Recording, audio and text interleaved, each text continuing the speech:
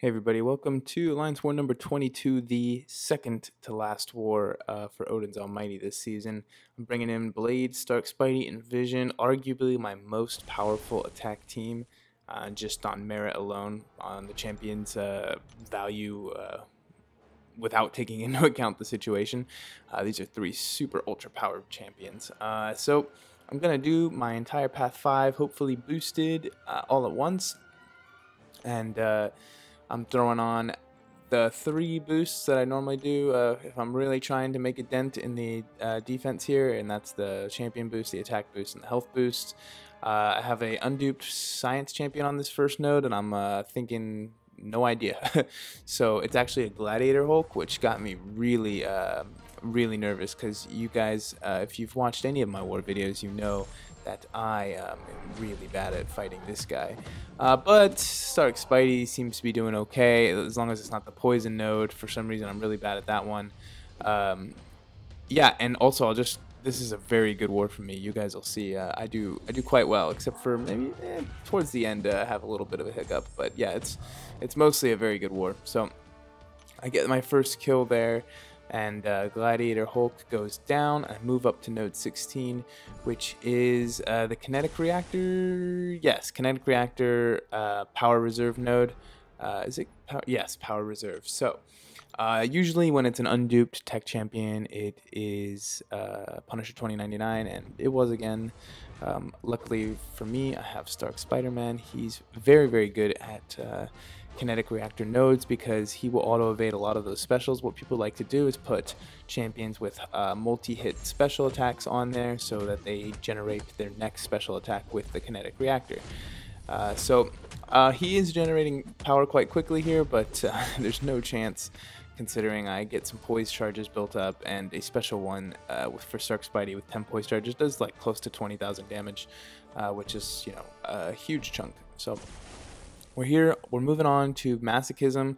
Now, I regretted I couldn't bring Proxima because when I saw this from afar, I thought this was going to be a Hyperion, so I got really nervous, so I thought Vision would be better or Stark Spidey. Then up close, it turns out it's a Corvus, so actually Proxima would have done fine on this node, but how was I supposed to know that going forward? I don't know if this guy was in his profile, but even if I had seen the Corvus in the profile, I was not going to expect a Corvus on this node. I'm not sure what the sort of thinking is here. Corvus is not a particularly tough defender. He's a little wonky with his movements. You know, you can see these like big swipes. They kind of get in your face a little bit, kind of like Hulk a little bit. But there's nothing too crazy about it. He does hit quite hard through the block. I think that's due to that purple true damage buff. But you can see that, you know, I'm doing plenty of damage here, and you can punish that special one as long as you're not across the map. If you're anywhere close, you know, look at how hard it is to kill him here. Maybe the flare node would be a good node for Corvus. I'm not sure. I don't know. Kind of like how Hela goes indestructible. Hard to tell. Hard to tell.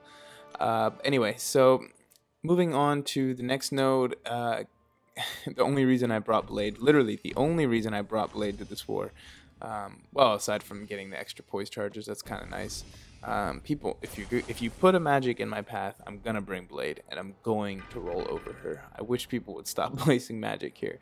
I kind of like magic on the ambush nodes, like a random node, like Biohazard, that, you know, you're not quite sure who to bring, but because Blade's not bleeding immune, obviously, but just for a node like this where it's just straight power gain, like, yeah, it can still be tricky. Like, it's not like it's auto fight through this, but you know, it's there's no risk for me here. I'm not gonna die, even if I think I could probably eat an L3. So I throw my special 2. I'm just playing it cautiously. I'm trying to bleed and bait these specials, and, you know, just by parrying and sort of standing idle for a second, usually you can get the Mystic Champions to bait out their to throw their special attack. So she does, and she goes down, and it's not really a big issue. So now I think fight A of my 2 good fights, I think this war is coming up. I really like this node. I have a lot of fun fighting this node. This is the stun immune Rolling Thunder. Is it Breakthrough? Yeah, I think it's called Breakthrough. So we're looking at this. They told me it's a quake. I thought, okay, stun immune quake is pretty intense, and this is a long node just due to the high armor. You have to get a lot of hits in to get that armor down. So the idea is I don't want to trigger her aftershock, so I don't want her to ever throw a heavy on me, and I want to dodge all those. And you can see I get in here. I think I said last war that my confidence is back, and it's partially due to vision, and you can definitely see that in this war. Oh my god. And I'll just give you a spoiler alert for the next war. It's the same. I'm on fire these last few wars here. So vision putting in so much work here. You'll see I'm just doing these intercepts. It's actually quite clean. The screen is shaking a little bit. That's just due to Quake trying to get her animation off.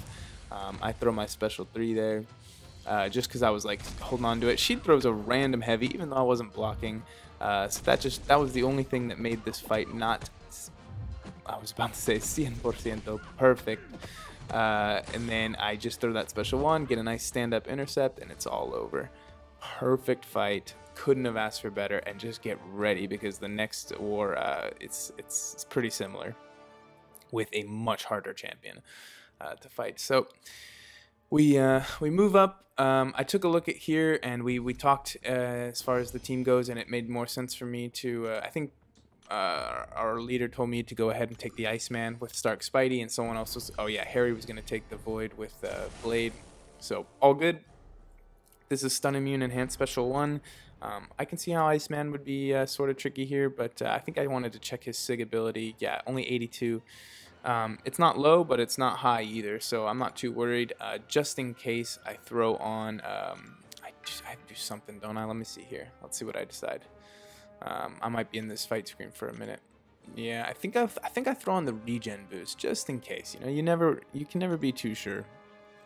So I wanted to throw on that regen boost and then not heal. I was actually thinking, you know what? At this point, I'm really struggling to build my potions back up. I'd like to just get this heal off. That'll counter the. You can see it's countering about half of the cold snap, and then the regen will actually persist a little bit longer than the cold snap. So I'm just building up voice charges here. He is stun immune, so I either have to bait a heavy or get an intercept. So I'll bait the heavy right there, break the ice armor with a massive crit, and yeah, we'll go from there. Here we are. We're in the fight now. So he's taunted, but for some reason doesn't throw that special 1. But there he goes. He goes unstoppable, but I get in just in time. You can see I hesitated there due to the unstoppable. That means he has the unfazed mastery, which is a good mastery to have when you're going to be placing a mini boss that's definitely going to be taken by Stark Spidey. This particular mini boss is food for Stark Spidey, so the unfazed is really a good thing to have. He goes unstoppable again. He must have a few points in unfazed, but it's nothing for Stark Spidey. So I was feeling pretty healthy. I felt really good, and we have our leader Wine has recently 455'd a Killmonger, and he's been taking Medusas for us, but it's been pretty expensive for him trying to boost up every time. So I thought, you know what? I think I'll give it a go this time. Let me pop that invulnerability boost. Maybe I should have had my confidence boost is actually the advanced power. Maybe I should have popped that one. I popped the greater tech power boost, which I only have one of. I maybe should not have used that. I heal up a little bit using these. I thought, you know what? I'll get the L3 and the L4 potions both down to 16, and I'll build up from there on the off season. And I'm gonna give this a go because you guys have seen it. I can do this. I'm just we had already lost. I think we had pretty much lost this war as well. Just so you know. So the boosts were mostly just for me because I wanted to have a good go at this fight. You'll see you'll see in a second. So I'm waiting for these living strands to fall off. I'm not able to get an intercept there, but I do somehow get to bait that special 1, so I get a nice 5-hit combo, which does pretty good damage. And you know what? I noticed Medusa does not take for backdraft intercepts. She just don't do it on her. If you're gonna do it, use the light attack method, and I think I don't do that one time, and it really messes me up. But it might. Don't quote me on that one. We'll see what happens. So I'm able to wait out a living strands, not in the corner, get hit by the heavy, of course, and then I get hit by the special 1. It's over. It's over. As soon as that happens, I'm always see that was almost lucky that I was able to to land that intercept there, because you saw that she didn't dash in. She threw a medium attack, actually. So weird. Anyway, I get my heavy off there. That's fine. I try to go to the intercept, and she intercepts me. So, oh, God. Fighting Medusa is a nightmare. It sucks. So, anyway, we lost the war. 007s. Oh, I think I forgot to mention that we were fighting 007s. I'm not sure. I think we fought them before. Anyway, that is the war number 22 for us. We go down to 12-9, and like I said, we missed a war, so this is the second to last war. Only one more war to go. You saw those potions. I just spent a few units on those. Did pretty good. 6 kills, 1 death to the boss. Not the worst. Yeah, that's it for us. I get my death back to 1 per war, and I just, like, in my defense, 1 death per war is not good, but a lot of my deaths have been to the boss. So I don't know. I don't know what to think about that. I definitely need to get my lane deaths under control. I've been way worse than I was in Season 1, partially because we're fighting pretty consistently in Tier 2 now, whereas in Season 1 we had a big chunk of the season in Tier 3.